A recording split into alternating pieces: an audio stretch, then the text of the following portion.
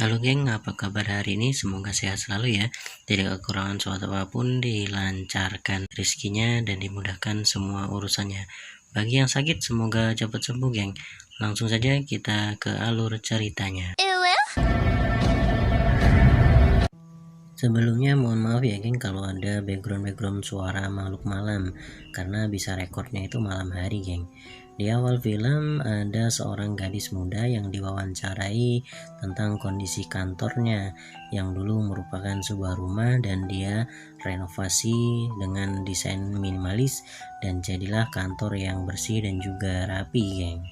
Jin lalu menceritakan kisah ketika dia merenovasi rumahnya dan mengambil foto di buku desain grafis ya, tetapi dia tidak membelinya, malah cuma mengambil fotonya saja. Jin lalu mengajak Pink untuk ke rumahnya dan bertemu dengan kakak dari Jin dan memberitahunya tentang rumah minimalis, tetapi dia tidak tahu ya, jadi Pink menyuruhnya untuk berbicara dulu dengan keluarganya. Jin lalu memberitahu ibunya untuk merubah rumah atau merenovasi rumahnya menjadi minimalis, tetapi ibunya tidak mendukung dan tidak memperbolehkan Jin untuk merenov rumahnya. Gadis ini sungguh keras kepala ya geng, meskipun dilarang dia tetap ingin melakukan renovasi. Dan tip yang pertama untuk membuang barang adalah menentukan tujuan. Jadi dia pergi ke kantor orang yang kantornya itu bagus yang desainnya. Dia lalu memborong semua kantong sampah yang ada di supermarket, tetapi dia cuma membeli buku tentang pembersihan karena dia tidak suka membaca PDF. Di rumah mereka langsung melihat barang-barang yang akan dibuang, tetapi mereka jadi bengong saking banyaknya. Tip kedua, jangan melihat ke masa lalu. Jadi Jen langsung membuang HP Nokia lama ke kantong sampah, bahkan raportnya juga. Dia juga sempat mau membuang piano, tapi ibunya marah dan bilang kalau piano itu bukan milik Jen. Jay lalu menyarankan untuk membersihkan kamar terlebih dahulu, tetapi Jen menuduh mereka berdua ini terlalu emosional. Weh, sumpah nih cewek, egoisnya kelewatan. Dia lalu juga menasihati kakaknya yang terlalu emosional dan tidak mau membuang barangnya, karena dia berpendapat kalau emosional itu membuat masalah. Tip ketiga, jangan terlalu emosional. Tetapi Jen sendiri juga rada ragu untuk membuang boneka dari temannya ya. Dan kakak Jen malah menemukan kantong yang berisi kamera lama, ternyata punya Aim atau pacar dari Jen, mantan pacar tepatnya ya geng. Lalu dia menaruhnya di kantong sampah. Pink datang sambil bertanya apakah Jen akan membuang semuanya sambil menunjukkan CD yang ternyata hadiah dari Pink untuk Jen ketika ulang tahun. Pink marah lalu mengambil kembali hadiahnya. Merasa bersalah, Jen ini menelpon Pink tetapi tidak mau meminta maaf ya. Dia malah berpura-pura tidak terjadi sesuatu. Jadi Pink memarahinya dan menyuruhnya untuk minta maaf. Tips keempat, jadilah kejam dan jangan goyah ya. Jen lalu menjual semua barang-barangnya ke Kang Rosok, tetapi belum lama dia pergi, dia mengambilnya kembali dan membawanya ke rumah. Saat membuka salah satu kantong, dia menemukan shawl yang dia rajut sendiri untuk kakaknya. Dia merasa sedih karena hasil kerjanya dibuang orang ya. Akhirnya rasain loh. Jin lalu meminta nomor teman-temannya dan mengembalikan barang-barang milik temannya. Mereka semua terlihat bahagia kecuali satu orang ya yang terlihat malah marah kepadanya. Tapi pada akhirnya temannya Jin ini mengambilnya kembali. Jin lalu mengirimkan kamera lama itu kepada Aim dan mengirimkannya lewat kantor pos. Tetapi petugasnya heran karena alamatnya itu di sebelah kantor pos. Tetapi si Jin ini ngotot untuk tetap mengirimkan paketnya lewat kantor pos. Saat berjalan menuju mobil, Jin bertemu dengan pria yang mau membeli barang-barang yang ada di dalam mobilnya. Tetapi Jin tidak menjualnya dan pria tadi memberikan kartu namanya kalau Jin berubah pikiran.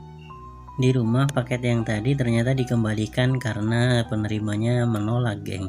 Dan dia pun akhirnya bingung bagaimana jadinya. Jin terpaksa mengantarkan langsung paketnya ke Aim di rumahnya. Setelah memencet bel, dia malah buru-buru pergi, tetapi Aim sudah keluar dari rumah dan memanggilnya. Dia pun lalu memberikan paketnya langsung kepada Aim. Jin lalu meminta maaf kepada Aim karena sudah meninggalkannya dahulu, tetapi Aim mengatakan kalau tidak perlu. Jin terus meminta maaf dan meminta Aim untuk memakinya karena dia merasa bersalah.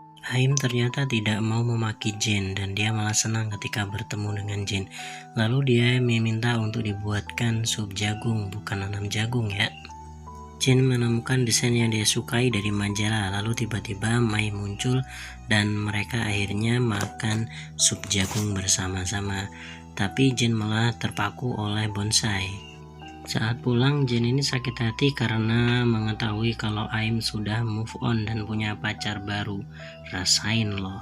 Salah satu teman Jin meminta untuk mengembalikan foto yang dulu pernah dia potret, tetapi filenya banyak banget. Jadi Jin memutuskan untuk menyerah, tetapi pada akhirnya dia tetap mencari foto dari temannya itu. Tiba-tiba Aim menelpon untuk ketemuan dan ternyata Aim dan juga pacarnya ini mengembalikan barang dari Jin. Tip kelima, jangan menambah hal-hal lain. Jenny lalu membuka paketnya dan menemukan kartu ucapan dari ibunya Aim. Lalu dia menelpon Aim untuk bertemu dengan ibunya, tetapi sang ibu sudah meninggal dunia.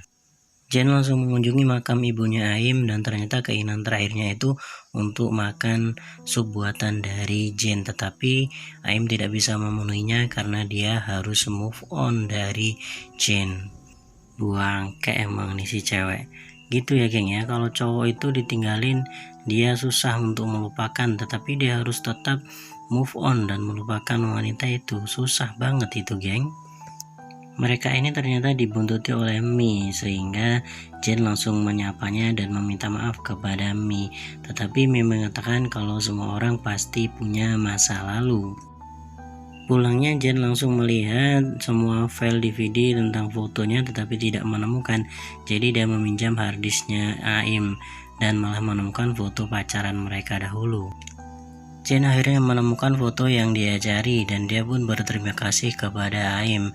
Lalu dia memberikan foto itu kepada temannya dan mereka pun terlihat terharu. Karena tugasnya sudah selesai, Jen ini berpamitan dan berjanji untuk bertemu di hari pernikahan. Sesampainya di rumah, Jen ini diberi foto kenangan ketika mereka masih bersama dengan ayahnya dan pada saat itu hari ulang tahun dari Jen. Tips ke-6, jangan pernah melihat ke belakang. Jen ini mencoba memasukkan pianonya tapi tidak bagus dan pengeluarannya juga membengkak. Jadi dia menjual barang-barangnya yang di rumah kepada kolektor dan cuma mendapatkan 150.000 baht ya. Tapi si kolektor malah tertarik dengan piano milik ayahnya Jin dan menawarkan harga yang bagus jika mau menjualnya. Jin lalu menelpon ayahnya tetapi ayahnya tidak mengenali sehingga Jin sedih dan menangis di pelukan kakaknya. Jin ini bercerita kepada ibunya telah menelpon ayahnya tetapi tidak dikenali. Lalu sang ibu marah dan malah menyuruhnya untuk tidak mengatur orang-orang. Lalu Mi datang menemui Jen untuk mengembalikan bajunya satu-satunya yang masih tertinggal di rumah Aim ya. Dan ternyata Mi juga diputusin oleh si Aim. Jen lalu mendatangi Aim dan bertanya kenapa dia memutuskan Mi ya. Lalu Aim menjawab kalau semua orang bebas untuk memilih apa yang terbaik untuk dirinya sendiri. Aim juga mengatakan apakah kalau sudah memaafkannya semua dosanya akan hilang ya, tetapi tidak menurut Aim. Jadi dia menyuruhnya untuk terus merasa bersalah. Jen ini lalu meminta kakaknya untuk mengajak ibunya keluar sehingga dia bisa menjual pianonya yang ada di rumah tanpa ketahuan oleh sang ibu ya. Dia lalu menutup pintu dan ketika ibunya pulang dia marah-marah dan meminta pianonya dikembalikan, tetapi Jen malah memutar musik keras-keras di headphone. Jen lalu meminta kakaknya untuk membuang barang-barangnya, sedangkan dia pergi ke hotel untuk menghapus pertemanan dengan Aim dan juga merobek foto bersama ayahnya. Cerita pun berakhir dan rumahnya sekarang menjadi kosong. Pesannya apa nih geng ya pesannya ya? Ya yang pertama pacaran itu nggak ada ya geng ya, nggak bagus dan nggak baik lah. Intinya nggak ada yang namanya pacaran harus setia. Yang setia itu kalau kita sudah menikah. Setelah menikah berusaha setia dengan istri atau suamimu dan jangan mudah mengatakan kata perpisahan. Kalau memang sudah berpisah akan sangat sulit untuk bisa kembali bersama lagi. Terima kasih sudah menonton. Matur suwun.